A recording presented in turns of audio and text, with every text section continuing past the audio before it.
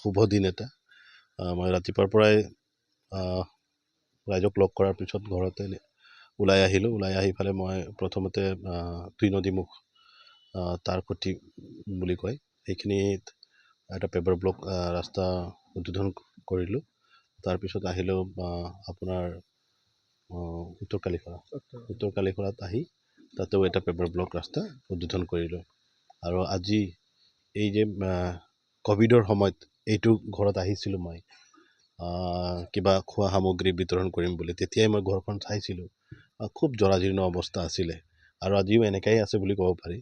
ত' তেখেতসকলৰ যি প্ৰধানমন্ত্ৰী আৱাস গৃহ এইটো চেংচন হৈ পেলাই আজি আমি দিব আহিছোঁ আৰু শুভ উদ্বোধনী কৰিলোঁ। ইতিমধ্যে আমি মানে আত্মসন্তুষ্টি মানে এটা পাওঁ এনেকৈ কাম কৰি পেলাই যে মানে একদম যোগ্য ব্যক্তিক তেখেতসকলক এই ঘৰ এটা লাগেই, এনেকৈ পৰিয়ালক আমি এইটো দি পাই বহুত সুখী আমি। গতিকে আৰু ইয়াৰ লগতে সংগতি ৰাখি মই কেইটামান কথা আপোনালোকৰ জৰিয়তে জনাব বিচাৰিছোঁ যে বহুত ঘৰ আমাৰ কাৰ্যকালতেই হওক বা কিবা হওক বহুত হিতাধিকাৰী নিজে কৰিব নোৱাৰে, কাৰোবাক দিলে বনাবৰ কাৰণে সেইবিলাক ইনকমপ্লিট কৰি পইচা খাই কিবা কৰি থাকি গ'ল।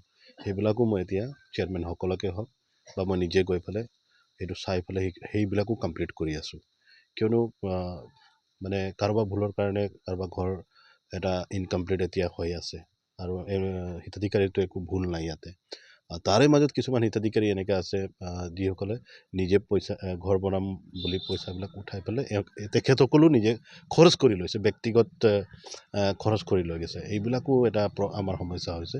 তো মই যিহেতু আগৰ পৰাই এটা সংকল্প আছিলে যে মোৰ সময়ত যাতে কোনো কাম কাজ ইনকমপ্লিট হৈ নাথাকে, বিশেষকৈ PMAY ঘৰ হওক বা MGNREGA কামবিলাক হওক। তো সেইটো কাৰণে মই এতিয়া এটা স্পেচিয়েল এটা অভিযান চলাইছোঁ যাতে দুখীয়া পৰিয়ালবিলাকে সেইটো লাগে আমিও অলপ সহযোগ কৰি পেলাই আমি কেনেকৈ ঘৰটো যাতে কমপ্লিট কৰি দিব পাৰোঁ তাৰ কাৰণে চেষ্টা কৰি আছোঁ। আমাৰ যি কেন্দ্ৰত চৰকাৰ চলি আছে বা ষ্টেটত চলি আছে বা আমাৰ BTRত চলি আছে, আপোনালোকে আঁচনিবিলাক বন্ধ কৰিবচোন। এইটো কোনো দল হিচাপে নাহে আঁচনিবিলাক, অকল মানে কনচেনট্ৰেট কৰে দুখীয়া ফেমিলিক কনচেনট্ৰেট কৰে। আজি অৰুণোদয় হওক বা বিভিন্ন আঁচনিবিলাক চলি আছে, গোটেইখিনি কিন্তু আমি যেতিয়া বিতৰণ কৰিবৰ কাৰণে যাওঁ তেতিয়া কিন্তু আমি দল বা আমাৰ মানে ছাপৰ্টাৰ হয় নে নাই সেইবিলাক আমি প্ৰাধান্য নিদিওঁ। আমি প্ৰাধান্য দিওঁ তেখেতসকলে যোগ্য হয় নে নাই। সেইটো কাৰণে এতিয়া বস্তুবিলাক কাৰেকশ্যন হৈ আছে। আগতে কাৰেকশ্যন হোৱা নাছিলে। আগতে যেতিয়া চেঞ্চাছ হৈছিলে, তো দিল্লীৰ পৰা যেতিয়া PMAYৰ চেঞ্চাছ আহিলে, তো গ্ৰাছ লেভেলত কি হ'ল, চবেই নিজৰ পৰিয়াল কেন্দ্ৰিত কৰিব আৰম্ভ কৰিলে। মানে মোৰ পৰিয়ালক আগতে মই কেনেকৈ দিম বা মোৰ পাৰ্টিৰ মানুহক আগতে কেনেকৈ দিম। সেইকাৰণে দুখীয়া মানুহবিলাক থাকি গ'ল আৰু ধৰক যিবিলাকৰ তাত অলৰেডি ঘৰ আছে, পকী ঘৰ আছে, তেনেকুৱা ফেমিলিও আমি পাইছোঁ যে ইহঁতে এতিয়া এইবিলাক ঘৰ পাইছে আৰু পাই পেলাই কিটচেন বনাইছে, কোনোবা গোহালি বনাইছে, এনেকৈ বনাইছে। মিছ ইউজ হৈছে এইবিলাক কথা।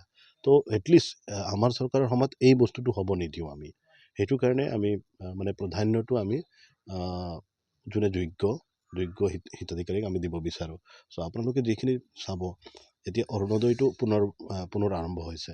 ইয়াতে আমাক ইণ্টাৰফেয়াৰ কৰিব দিয়া নাই। আপোনালোকে জানে আমাক ইণ্টাৰফেয়াৰ কৰিব দিয়া নাই। যে মানে দলীয় কোনোবা নেতাই যদি ইণ্টাৰফেয়াৰ কৰে নিজৰ দলক প্ৰাধান্য দিব বুলি আমাক দিয়া নাই। এইটো একদম নিউট্ৰেল পাৰ্চনবিলাকক দায়িত্ব দিছে যাতে গাঁৱত একদম যোগ্য ব্যক্তিসকলে পাওক বুলি। চ' ইমান নিকাভাৱে কাম চলি আছে। আৰু কিছুমান কাম এনেকুৱা আগতে বেয়া হৈছিলে, সেইটো ঠিক কৰিবৰ কাৰণে অলপ সময় লাগিব। গতিকে সময় লাগি আছে। আমি বহুতখিনি কাৰেকশ্যন কৰি ল'লোঁ সকলো ক্ষেত্ৰতে। এতিয়া কোন যুগৰ পৰা মানুহৰ ৰেচন কাৰ্ড, মানে মোৰ ৰেচন কাৰ্ড কোনোবা খাই আছে, কোনোবা ৰেচন কাৰ্ড কাৰ তাত আছে, উল্টা পুল্টা খেলি মেলি চব এনেকুৱা হৈ আছিলে। এতিয়া সকলো কাৰেকশ্যন হৈ আহি আছে, যাৰ ৰেচন কাৰ্ড তাৰ তাতে আছে। চ' এইবিলাক ধুনীয়াকৈ এটা ছিষ্টেম হৈ আহি আছে আৰু কেইবাৰ বছৰৰ মানত গোটেইখিনি ছিষ্টেমত চলি থাকিব। আৰু গোটেইখিনিতো এতিয়া আপোনালোকে গম পাইছে অনলাইন হৈ আছে এতিয়া। চ' মই ভাবোঁ, আশা কৰিছোঁ আৰু আমাক আৰু কৰণীয় আছে, এইবিলাক কৰি যাম।